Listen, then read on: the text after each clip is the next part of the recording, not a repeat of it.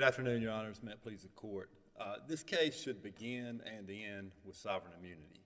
Absent waiver, municipalities are entitled to immunity both from the burdens of litigation and liability for money damages.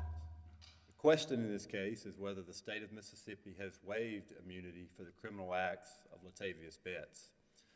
To demonstrate waiver, a plaintiff has to do two things. One, they have to demonstrate all the underlying elements of a cause of action. And second, even if they can do that, they have to surpass additional burdens imposed by the Tort Claims Act. This case fails at both stages. The most straightforward way to resolve this case is under the duty element of negligence. Under the public duty rule, it's not enough to say that a police officer breached his general obligations to the public. There has to be a specific duty between the victim and the officer. We need not look any further than the complaint in this case to see that the plaintiffs rely on generalized duty. There they rely on Chief Long's, quote, breach of proper enforcement of the law. And then we see the record, no relationship between the victim and Chief Long. In fact, the Waltons didn't even live within the jurisdiction of Chief Long. There's no evidence in the record that he ever met them or even knew that they existed. So in your view, there's nothing that the Chief Long could do to ever be liable for a situation like this? Not in these circumstances, not absent a specific duty between he and the victims, Your Honor. And at 1381 of the record, Judge Aycock actually acknowledged that the decision to shoot the Waltons, there's no evidence that it was anything other than Betts' own decision. That should have resolved the case under cases like Manus versus Gant. In that case, then Mississippi Supreme Court Justice Judge Mills said it was the doctrine was consistent with long-standing Mississippi law. He relied on a case that Judge Bramlett or that Judge Lee had decided, I think, a decade earlier that went all the way back to the 1940s in Mississippi law and surveyed cases throughout other jurisdictions applying the rule. At the end of the day, this really is just a federalism issue. Well, so if I could follow up on Judge Mazzant's question, he asked, I don't know if you agree with this proposition, that there's nothing that would make Long liable. I don't know if you want to take that extreme a position. I mean, I'm sure we can imagine, maybe you can help me with this under the case law in Mississippi. Surely there could be some circumstance where he would be liable for some kind of special relationship with the victim, right? I think that's right, Judge, and I think the City of Jackson case, the recent one by the Mississippi Supreme Court, is probably the case that demonstrates that principle the best. And remind me what kind of facts made the... That's the case where you had the dispatcher that was actually on the phone with the victim, and they said there was a breach of policy and that they had a duty to protect that particular victim because they literally had a relationship where they were on the phone. Again, in this case, there's no evidence that Long even knew these individuals existed. And so it really is just a federalism question at the end of the day. Now, there have been plenty of states that have abrogated or modified the public duty rule, but that's best done by statute. It's not, within the province of the judiciary to expand a common law cause of action when the Mississippi legislature has chosen not to do so. I would also just highlight the interplay between the cross appeal that we don't think there's any jurisdiction over and the state law theory. Now, they of course bring a substantive due process claim. The only two ways those are even theoretically possible are under the special relationship test under DeShaney or the state created danger theory that this court has not recognized. They've always pressed a state created danger theory, but failing to press the special relationship, that should tell you everything you need to know under state law because that's required under state law as well.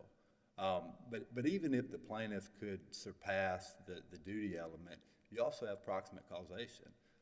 The general rule is that a criminal act serves as a superseding, intervening force that breaks the nexus. Now, what Judge Aycock relied on was the exception from the Williams case, the propensity of violence exception. But when the Mississippi Supreme Court has recognized that exception, they did so in the context of criminal convictions.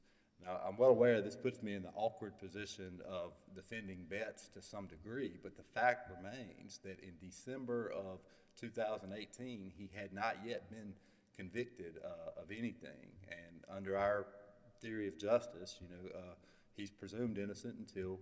Well, but am I thinking about this the right way, that we don't even have to get into any of that, or the immunity issues, the exceptions under the statute, those sorts of things?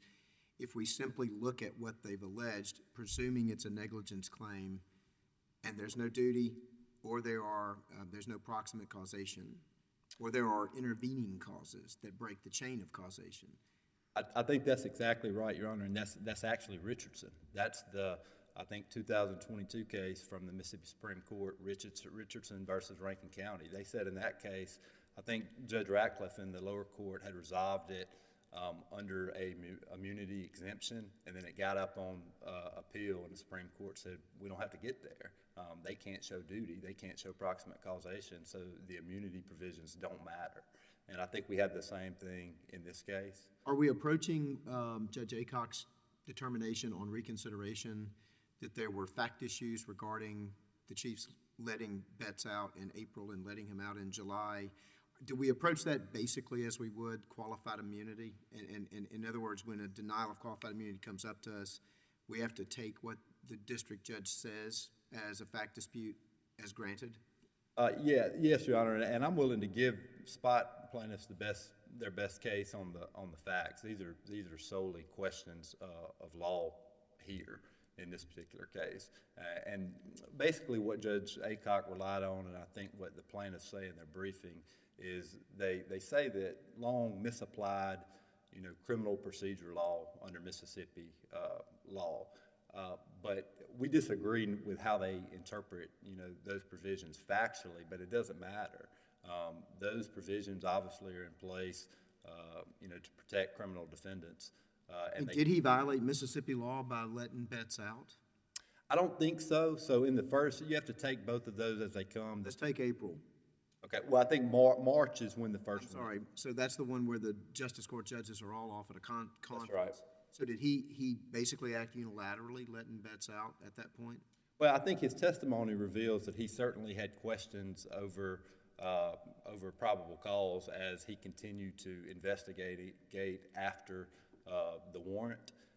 And so the way this really should have worked, if he didn't think he had probable cause anymore, he should have cut him loose with no bond at all. If he thought that there was probable cause and he couldn't get him before a judge within 48 hours, then I think you look to Rule 5 of the Mississippi Rules of Criminal Procedure, and I think he should have imposed probably a $25,000 bond. Now, what the plaintiffs say in their briefing is that, well, it's murder, so it's a non-bailable offense. That's not. Should have never gotten let out. Period. That's their theory of the case. If he'd have talked to a judge, that's what would have happened. Not necessarily. I think even their affidavit of their judge says that he would have imposed $1 million bond. There's this confusion about he talked to one on the phone, and basically then when the judge got back to town, the judge said, "Wait a minute, I wouldn't sign off on this $50,000 bond," or whatever happened. It's a little confusing. I think that's right, Your Honor, and I'm willing to take their facts. And what they say is that the judge signed an affidavit and said, Long called me and wanted me to waive a preliminary hearing.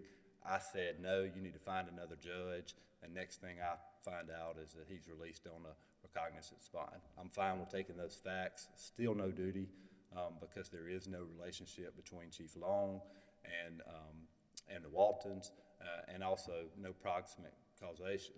Not only do you have the criminal act that breaks the causal chain, you have all these other independent factors. You have the timing issue. Any alleged negligence and the harm happened 5 months between the two. You have a distance issue. The Waltons didn't live in their jurisdiction. You have the fact that Long secured 2 indictments in September of 2018. You have the Waltons' own conduct.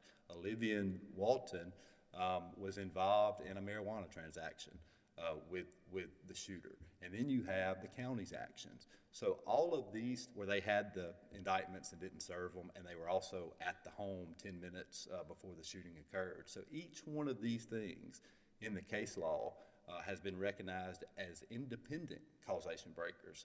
So certainly, cumulatively, they matter in this case, and we think they serve to break any nexus between the two events. What do we do with the cross claim, the cross appeal?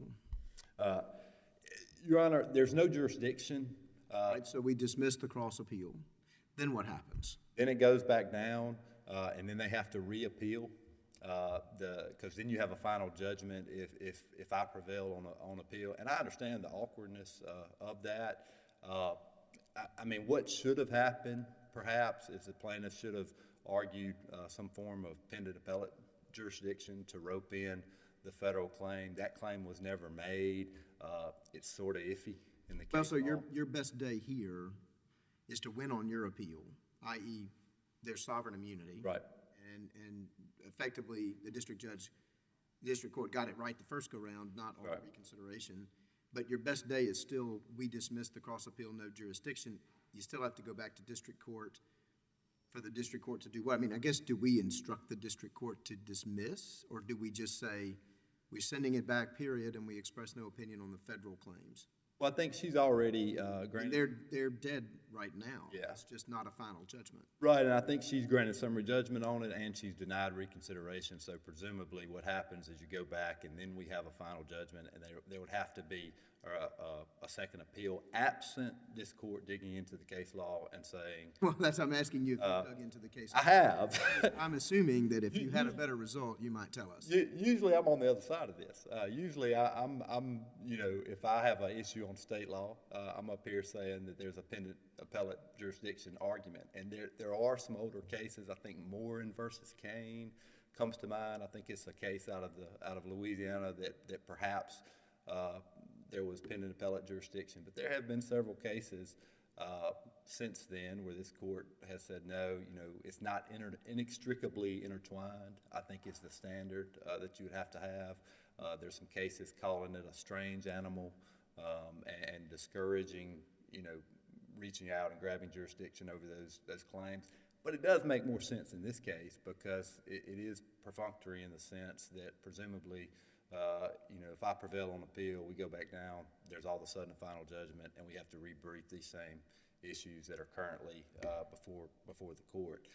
So I would say that, if this court is inclined to get to the merits of the federal claim, my argument there is that this is a terrible vehicle for a state-created danger. Well, but we can't get there if we don't have jurisdiction, and your position is we have no jurisdiction. That's my position, Your Honor.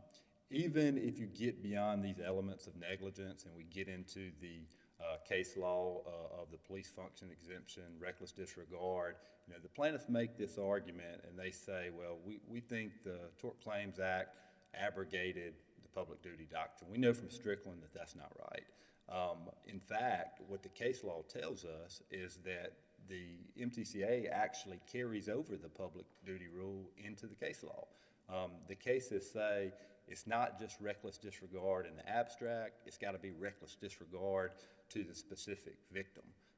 But even if you get to the meat and the substantive standard of reckless disregard, that's what, I think Judge Graves called it an extremely high burden to meet for plaintiffs when he was on the Supreme Court. We just think it doesn't apply here. You got Shavers, Collins, Fair, City of Laurel, all these cases where there are far worse facts than we have here. Some of those cases, you had a victim that directly made a report to the officers, and that victim was harmed that day, and I think in one case even 10 minutes later. So when you contrast that with a situation like ours, where there's a 5-month gap, there's intervening indictments, it just doesn't seem on par. And what you really get out of the case law is this imminency requirement. The harm has to imminently flow from whatever the tortious activity is, and that's what's missing here. It's not enough to say there's an officer had probable cause to arrest. The case law makes clear that's not right either. So we think there's multiple grounds here. Most straightforward one seems to be public duty rule, but there's alternative paths as well. We would ask that this court reverse the denial of immunity and reinstate it for my client. Thank you. Thank you, counsel. You'll have time for rebuttal. Mr. Cooley.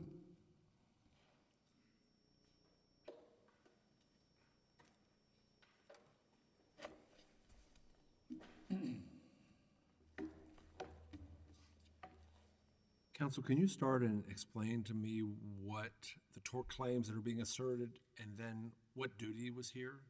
The tort claims would be negligence and negligence per se, Your Honor. The duties that would flow from that are integrated with the MTCA.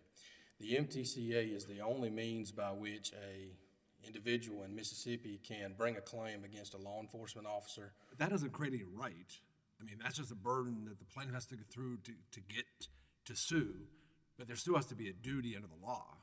I agree with you that there has to be a private right of action. The Mississippi Tort Claims Act doesn't specify what private rights of actions are, or doesn't delineate which ones they are, which ones you can't bring. But in this case, we would assert that we brought a negligence and a negligence per se claim.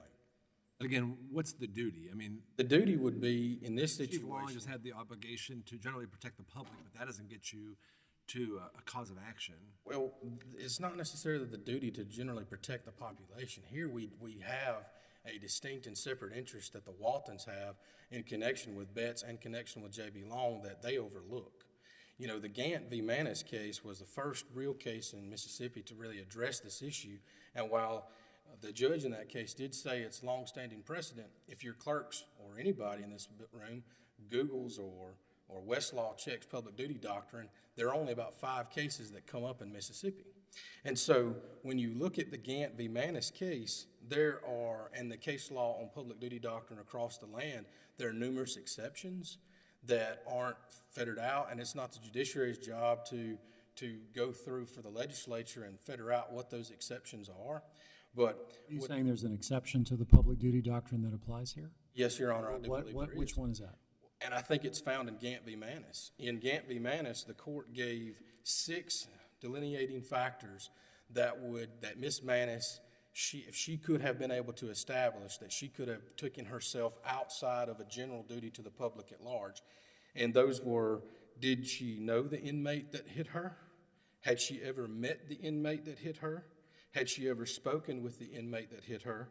Had she had any knowledge of that inmate's criminal record? And had she ever been in court with that inmate? And had she ever testified against him? And those were not and factors, they were or factors. And so when you look at this case, and specifically with Betts, and you go to the record of appeal at page 616, you'll find an offense report from 2016 in Lee County where Betts and Miss Annie Walton, deceased, did have an interaction where he was trespassing on her property. So with that, she did know him. She had met him. She had spoken with him to know he was trespassing on her property, and she would have at least knowledge of that criminal record. Now, whether she ever Did Long, the chief, know any of this? that was in his investigative file. That's where that comes from. We didn't put it in the record. He put it in the record from his investigative file. So it's something that he You're would going to have hold known. a police chief or a police officer accountable for every interconnection in a small town in Mississippi and every interaction that may or may not have happened between people before some tragedy like this unfolds. Not in every situation, Your Honor. But where do we draw that line? I think you draw the line at violent offender. If you have a violent offender, I think you have to factor in all the aspects of the victims that he's came in contact with, because at that So all the people at the Chevron can have a claim as well, just like the Waltons. The second shooting. I wouldn't go quite that far, but How yes, not? I think that they possibly could. They possibly could. If they would have asserted it, yes. All right, even though he hasn't been convicted of anything from the March shooting. It doesn't have to do with convictions. It has to do with propensity. So we're going to presume a propensity. Well, you don't have to presume a propensity when you see him on video shooting people. That was at the Chevron That shooting. was at the Chevron shooting, yes. All right, but you just said all those folks already had a claim against him, against Chief Long, because Chief Long let him out in March. Well, they wouldn't have had a claim against him in March because that hadn't happened yet. No, they would have had a claim against him by the time he showed up in July and started shooting at the gas station. It depends on which people we're talking about. If he's shooting at the people in the gas station, the people at the gas station wouldn't necessarily, those people would have a claim.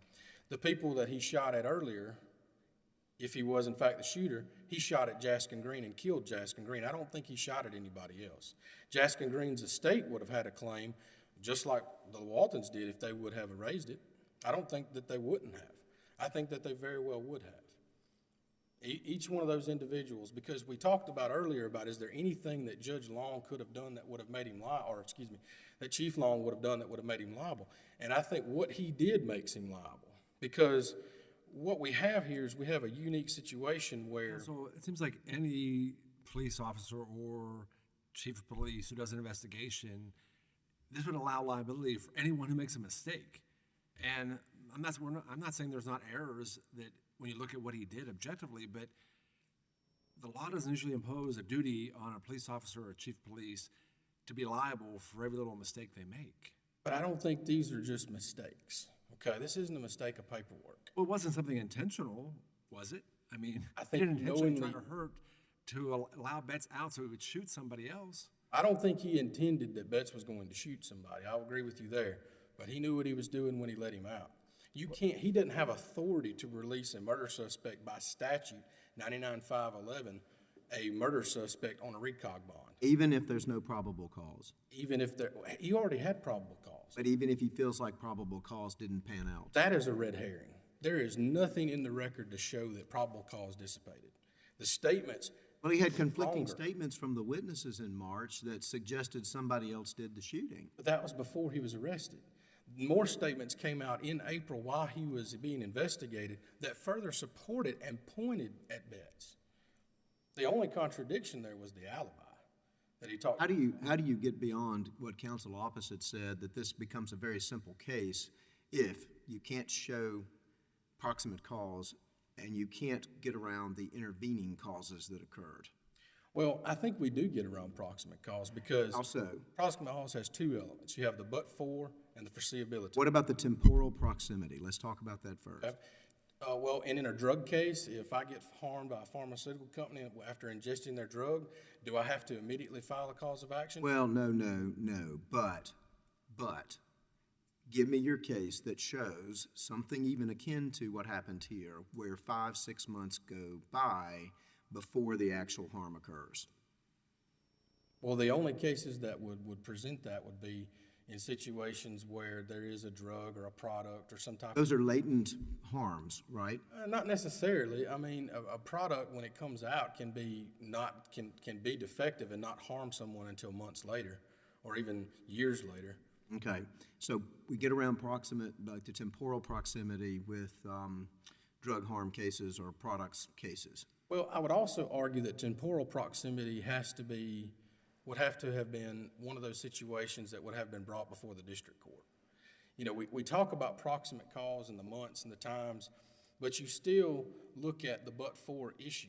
Even if it is 2 months, 5 months, 10 months, 12 months down the road, had Long not done what he did, this would have never happened. All right, well, had the Lee County Sheriff's Department arrested him when the capias warrants were issued, this wouldn't have happened either, correct? Well, that's a good point, but that comes No, into correct or not correct? I would say not correct because Okay, so they had a couple months after the capiases were issued, and he was indicted by the grand jury, if I recall right, and they didn't pick him up in the intervening 2 months. How in the world would that not be the proximate cause?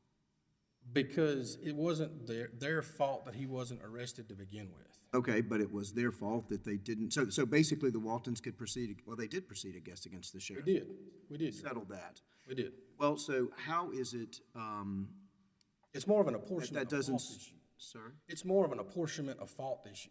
We're Okay, not so really they talking about.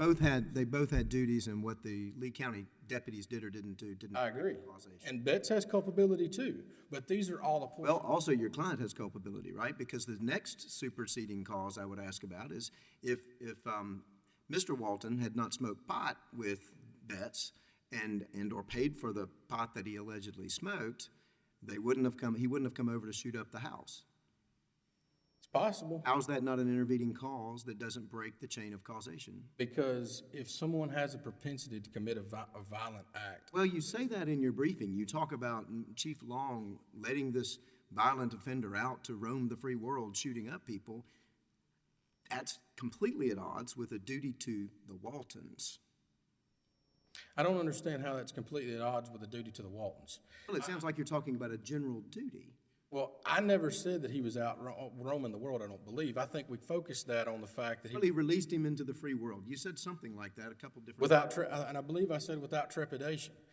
And the issue with that is that that goes back to those 6 factors we outlined in Manus, or that are outlined in Manus, and the exceptions to the public duty doctrine, where the law would indicate that the public duty doctrine is probably supplanted by the MTCA. All right, but I'm just talking about a negligence claim. You said negligence claim, negligence per se. Under that, we would operate under Wilker.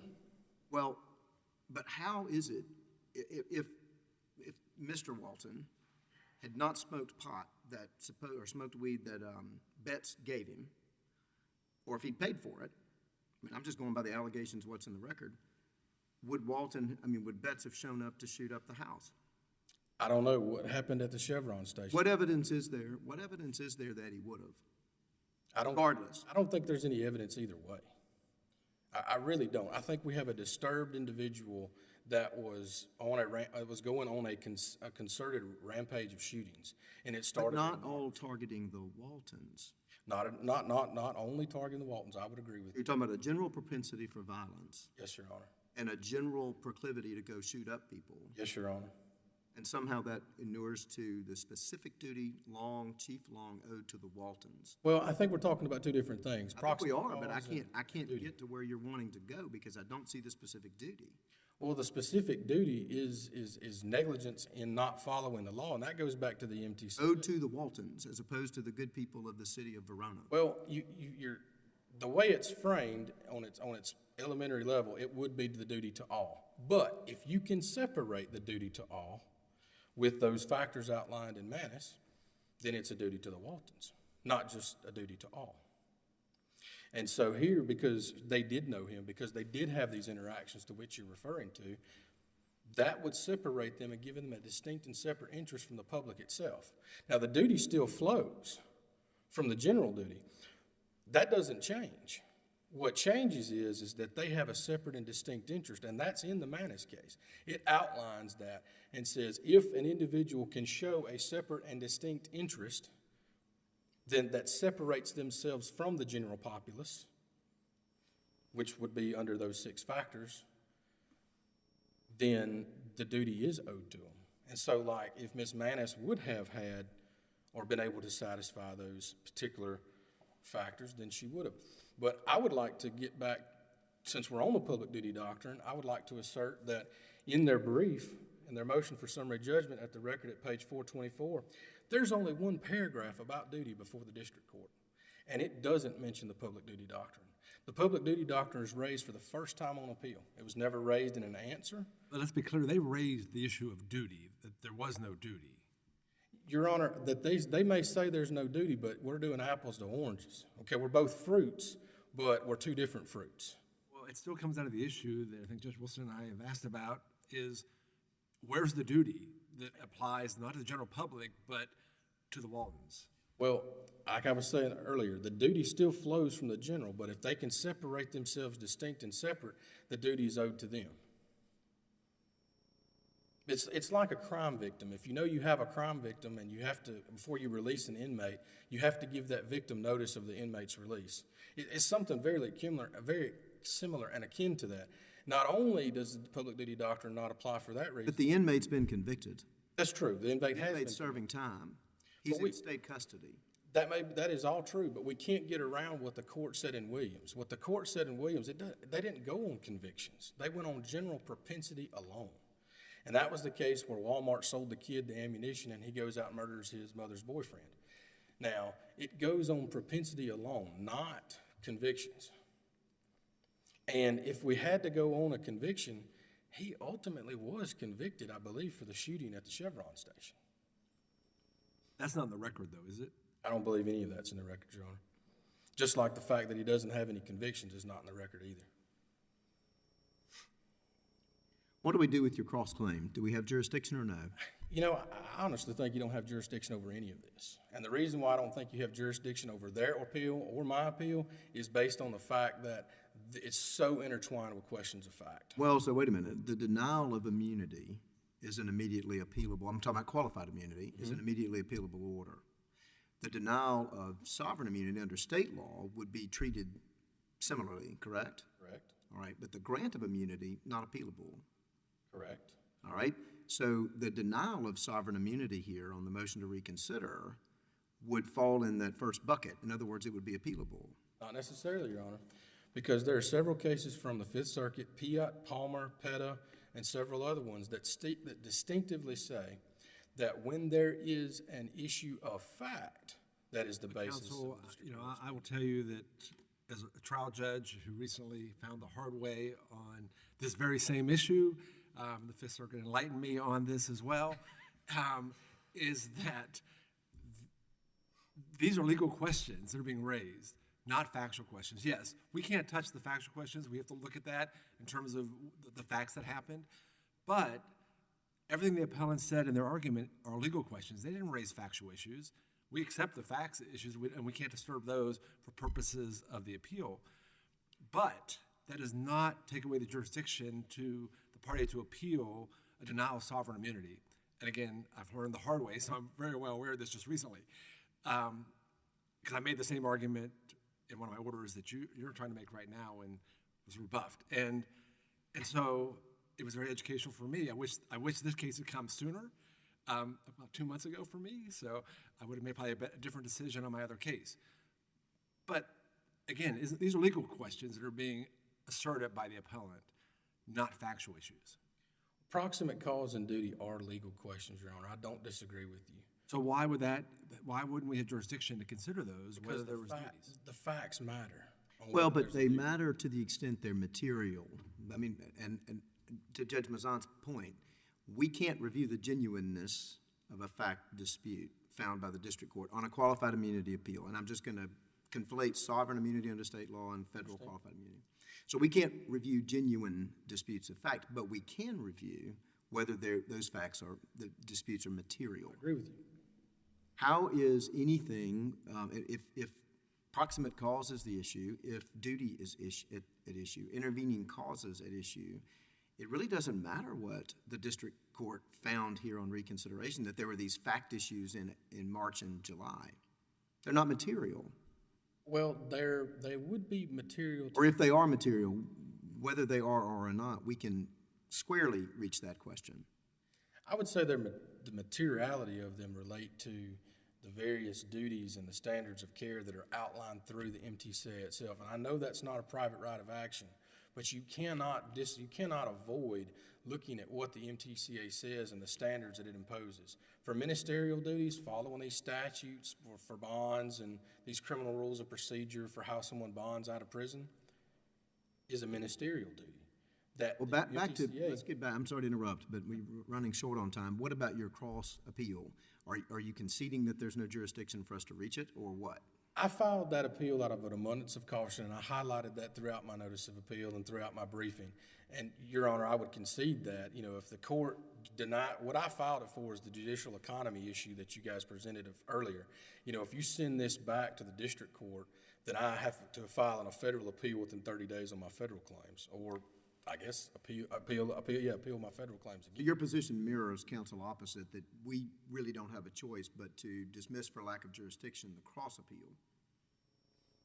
I mean, I think that you dismiss it, but I have to refile it. Well, then it goes Go ahead back and to the touch it. district court for further proceedings, and the district court does whatever. I don't know what those further proceedings would be, because she's already ruled twice that the federal claims didn't have any merit to them. Now, I would address that with that federal claim. She was wrong with abuse of power. We can get into the state-created danger doctrine, but I well know that you guys know that that's not a viable doctrine in this circuit. It's viable in other circuits, but it's just not viable in this one. And so I won't waste the remainder of my time with that. But what I will go through is the abuse of power. Just because a claim has the same effect does not mean that they don't have a claim. Their abuse of power claim, they meet all the elements for that. And I don't disagree. It has the effect of holding Chief Long and the city responsible for Betts' actions, but does it? No. It holds Chief Long and the city responsible for Long's actions that resulted in what Betts did. We're getting, on the abuse of power claim and just letting that go, we get the cart before the horse because we focus on the damage. The damage was Annie Walton's death and the shot that Alvin took in the leg. But just because, and we're not holding Long responsible for Betts going and shooting these people. We're holding Long responsible for not following the correct procedure. And so for abuse of power, they do have a meritorious claim, and it should not have been just dismissed summarily without going through each of the elements of that claim. Thank you, counsel. Mr. Butler, you have some rebuttal time.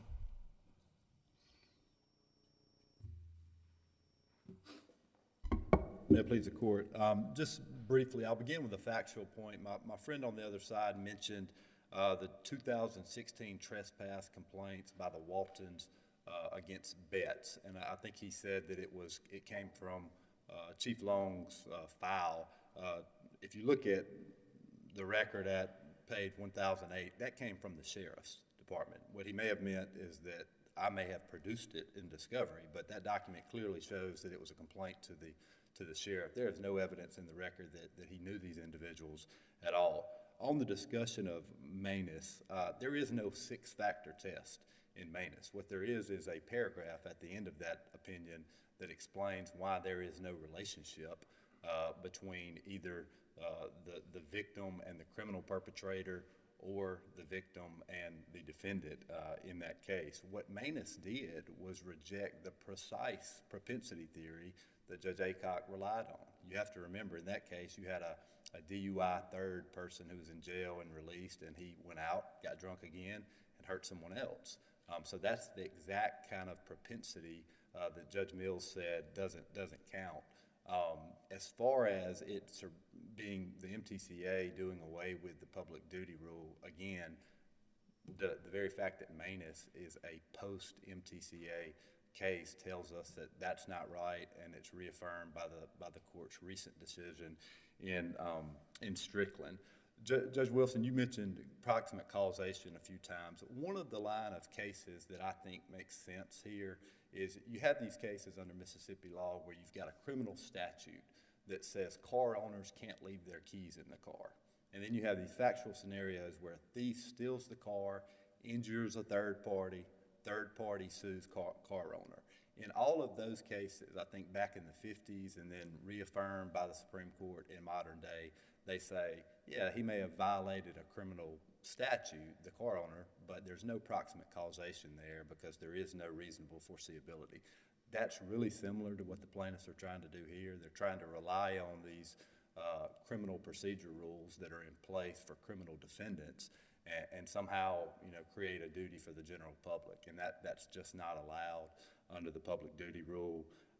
Just briefly on the waiver issue, we didn't give it the fancy name of public duty rule in the briefing, but these were supplemental to the federal law causes of action.